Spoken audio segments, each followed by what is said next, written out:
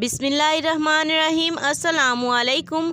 उम्मीद करती हूँ मेरे तमाम देखने वाले बहन भाई जो हैं वो ठीक ठाक होंगे, खुशबाश होंगे। मैं आप सबको अपने चैनल पर वेलकम करती हूँ। आज मैं आपके लिए लाई हूँ सिर्फ़ और सिर्फ एक गाजर से बनने वाली बहुत ही टेस्टफुल सी, बहुत ही यूनिक सी रेसिपी। इसके साथ साथ आपके साथ एक सीक्रेट शेयर करूँगी कि आप कम दूध को ज़्यादा और पतले दूध को गाढ़ा कैसे कर सकते हैं। जी हाँ, तो बहुत ही यूनिक सी रेसिपी है। अक्सर खीर वगैरह में हम दूध इस्तेमाल करें तो हमें बहुत ज़्यादा इस्तेमाल करना पड़ता है। इस वीडियो को एंड तक देखने के बाद जो है वो आप सिर्फ़ और सिर्फ एक कप दूध से या एक गिलास दूध से भी अच्छी से अच्छी और गाढ़ी से गाढ़ी खीर वगैरह भी बना सकेंगे। तो सबसे पहले जैसे मैंने आपको बताया कि एक गाजर से हमारी रेसिपी बनेगी, लेकिन खाएंगे इसे 6 से 7 लोग ईज़िली।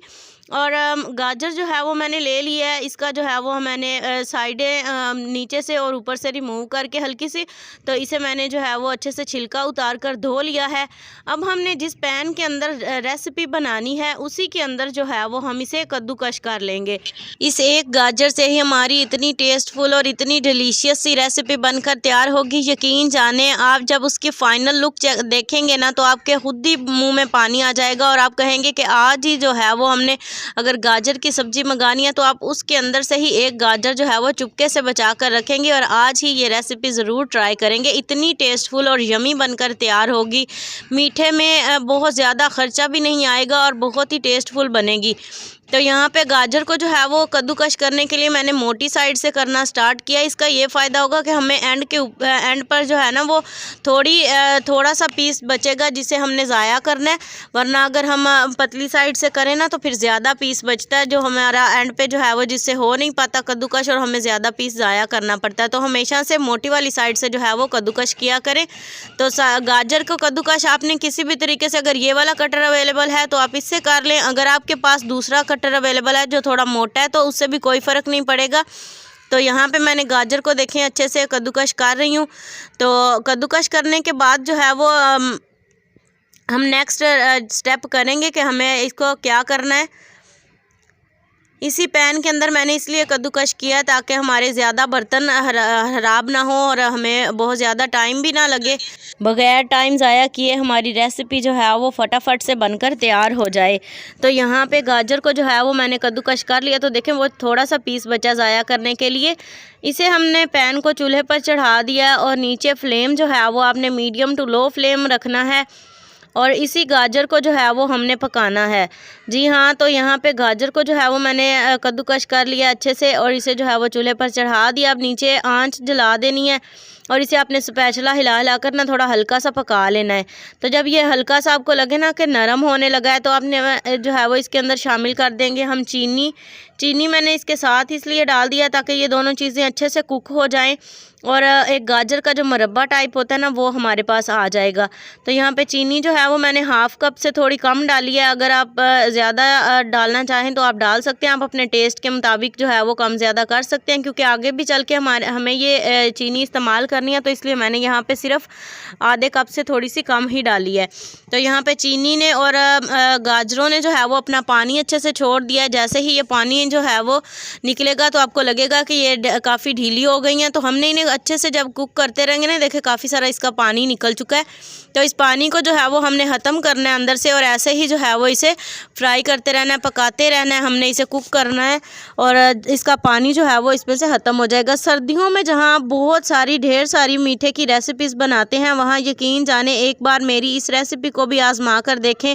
आपको सारी रेसिपीज़ जो हैं वो बेकार लगेंगी, ये वाली रेसिपी आपको बहुत ही ज़्यादा पसंद आएगी। तो यहाँ पे काफ़ी हद तक पानी इसमें से खुश्क हो चुका है, लेकिन हम इसे मज़ीद जो है वो ड्राई करेंगे क्योंकि हमें बिल्कुल ड्राई जो है वो ये गाजर का मुरब्बा जो है वो चाहिए। तो यहाँ पे मैंने इसे मज़ीद ड्राई कर लिया है। ड्राई करने के बाद जो है वो हम इसे अलग से एक बर्तन में निकाल लेंगे, मतलब किसी कटोरी वगैरह में निकाल लें क्योंकि ये काफ़ी थोड़ा सा हो चुका है।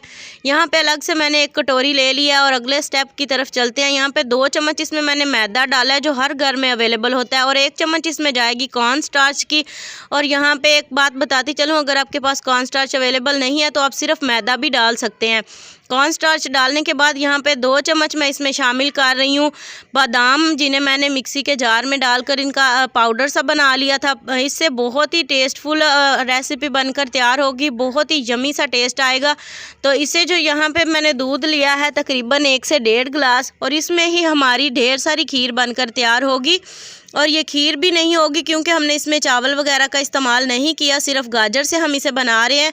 तो जो हमने पाउडर तैयार किया था मैदा, कॉर्न स्टार्च और बादाम डालकर, तो वो हम इसके अंदर डाल देंगे। और अपने स्पैचुला 1 सेकंड के लिए भी रुकने नहीं देना आपने, फटाफट से ना यहाँ पे आपने आंच नीचे बंद रखनी है जब तक ये अंदर अच्छे से मिक्स ना हो जाए।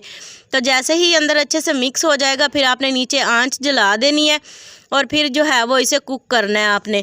तो आप देखेंगे कि पहले तो आपको लगेगा कि ये बिल्कुल भी जो है वो वर्क नहीं कर रहा, ये बिल्कुल गाढ़ा दूध हमारा नहीं हो रहा, लेकिन जैसे आप आहिस्ता आहिस्ता इसे पकाते जाएंगे तो देखें आपका दूध जो है वो बहुत ही ज़्यादा गाढ़ा होता जाएगा। आप ये दूध बनाकर इस तरह से खीर वगैरह में भी डाल सकते हैं, कस्टर्ड में भी इस तरह से गाढ़ा जो है वो दूध बना सकते हैं।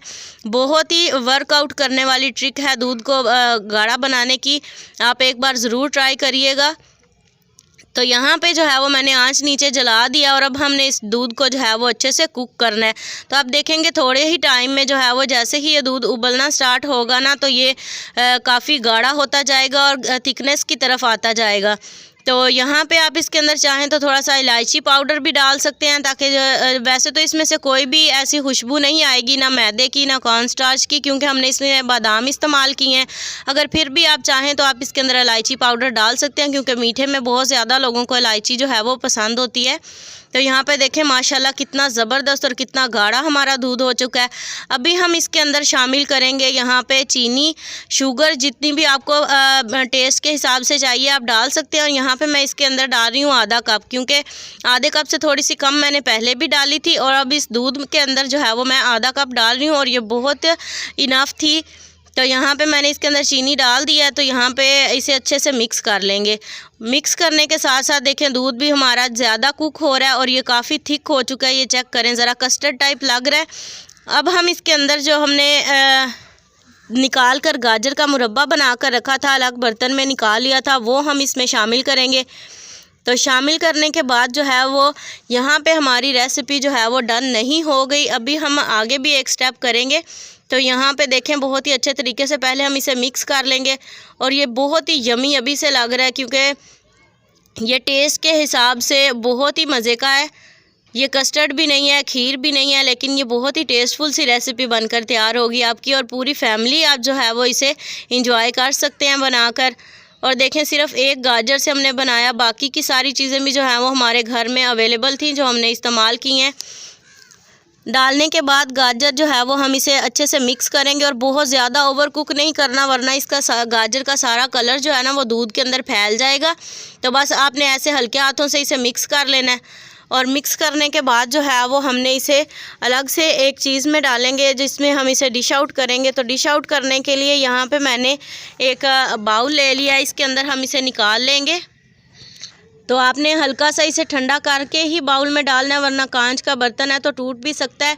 तो मैंने इसे हल्का सा, बिल्कुल हल्का सा जो है वो 1-2 स्पैचुला हिलाकर जो है वो इसे थोड़ा सा कर लिया था ठंडा।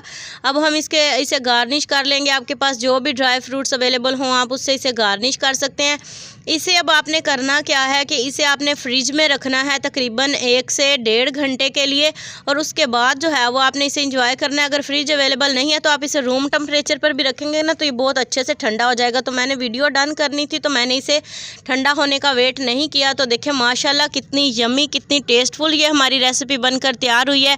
उम्मीद करती हूँ आपको आज की वीडियो रेसिपी पसंद आई होगी। वीडियो अच्छी लगे तो लाइक करें, मज़ीद अच्छी वीडियोज़ के लिए चैनल को सब्सक्राइब करें। नेक्स्ट वीडियो तक के लिए अल्लाह हाफिज़।